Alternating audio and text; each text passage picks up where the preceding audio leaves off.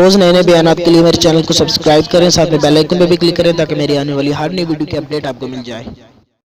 اعوذ باللہ من الشیطان الرجیم، بسم اللہ الرحمن الرحیم۔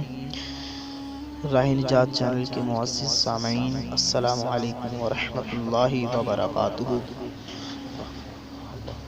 آج ایک اور نئے وظیفے کے ساتھ میں حاضر ہوا ہوں۔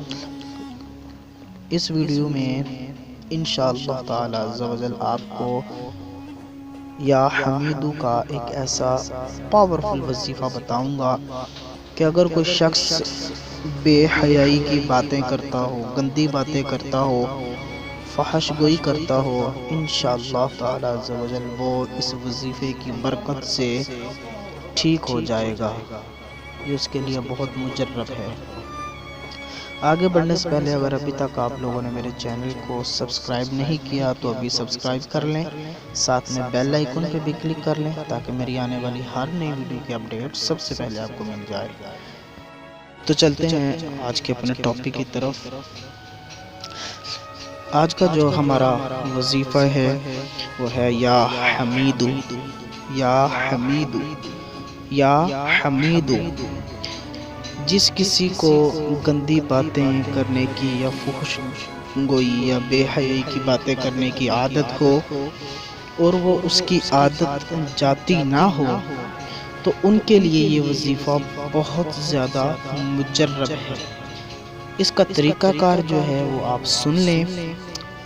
یا حمیدو 90 بار یا حمیدو پڑھیں اور کسی خالی پیالے یا گلاس وغیرہ پر دم کر دیں۔ یا حمیدو 90 بار پڑھیں اور کسی خالی گلاس یا پیالے میں دم کر دیں اور حسب ضرورت اسی پیالے میں پانی پیا کریں۔ انشاءاللہ جتنا بھی کوئی بے حیائی کی باتیں کرتا ہو اس کی عادت ٹھیک ہو جائے گی۔ ایک بار اگر آپ نے گلاس پر دم کر لیا ہے تو اس گلاس کو یا اس پیالے کو آپ برسوں تک استعمال کر سکتے ہیں۔